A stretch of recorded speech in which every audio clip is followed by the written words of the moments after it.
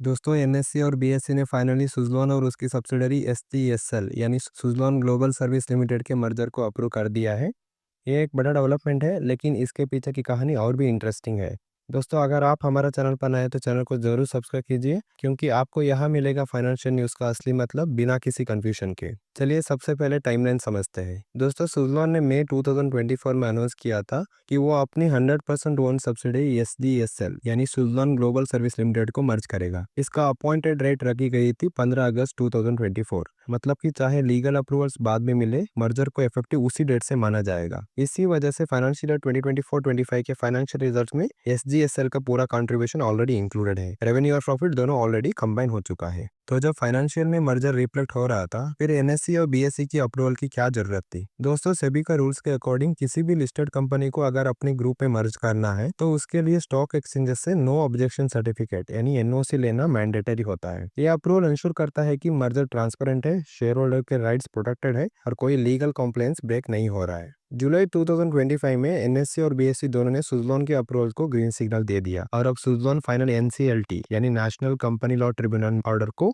ROC यानी register of companies के पास file करके इस मर्जर को लीगली क्लोज कर सकता है। दोस्तों, आप समझते हैं सुज़लोन एनर्जी लिमिटेड और एसडीएसएल यानी सुज़लोन ग्लोबल सर्विस लिमिटेड के बारे में। सुज़लोन एनर्जी लिमिटेड भारत की एक लीडिंग रिन्यूएबल एनर्जी कंपनी है। ये विंड टर्बाइन बनाती है, इंस्टॉल करती है और complete wind energy projects provide करती है। कंपनी का प्रेजेंट इंडिया का अलग अलग स्टेट में है और कभी ये ग्लोबल लेवल तक भी पहुंच चुकी थी। डेट क्राइसिस के बाद रिस्ट्रक्चरिंग किया गया और अब वापस रिकवरी और ग्रोथ की तरफ बढ़ रही है। एसजीएसएल यानी सुज़लोन ग्लोबल सर्विसेज लिमिटेड एक अलग सब्सिडरी थी जो मेनली सुज़लोन के ही टर्बाइंस का ऑपरेशन एंड मेंटेनेंस का काम देखती थी। ये इंडिया भर के 13 गीगावाट से ज्यादा विंड असेट्स को मैनेज करती थी। इसका बिजनेस काफी प्रेडिक्टेबल और कैश जनरेटिंग था। मॉनिटरिंग, प्रिवेंटिव मेंटेनेंस, सर्विसिंग सब कुछ एसजीएसएल संभालती थी। अब जब एसजीएसएल ऑफिशियली सुज़लोन के अंदर मर्ज हो चुकी है, तो इसका सबसे बड़ा बेनिफिट है सिंप्लीफिकेशन। पहले कस्टमर को सुज़लोन से टरबाइन लेना पड़ता था और एसडीएसएल से मेंटेनेंस कॉन्ट्रैक्ट अलग बनाना पड़ता था। अब ये सब एक ही वेंडर के थ्रू मिलेगा, एक कॉन्ट्रैक्ट एक सॉल्यूशन। ये प्रोसेस क्लाइंट्स के लिए भी सिंपल होगा और कंपनी के लिए भी एफिशिएंट। इंस्टीट्यूशन और गवर्नमेंट क्लाइंट्स को इस तरह के बंडल सॉल्यूशन ज्यादा पसंद आते हैं। ये सुज़लोन के फ्यूचर ऑर्डर्स और टेंडर बिडिंग में भी एडवांटेज दे सकता है। ये मर्जर सिर्फ एक पेपर ट्रांजैक्शन नहीं है, ये एक स्ट्रेटेजिक रिस्ट्रक्चरिंग का पार्ट है। अब कंपनी एसजीएसएल के रिजर्व को यूज कर सकती है और डिविडेंड डिक्लेयर करने की पॉसिबिलिटी भी क्रिएट हो गई है। फाइनेंशियल स्ट्रक्चर क्लीन हो गया है, रिपोर्टिंग सिंप्लीफाइड है और ग्रोथ प्लान के लिए भी फाउंडेशन रेडी है।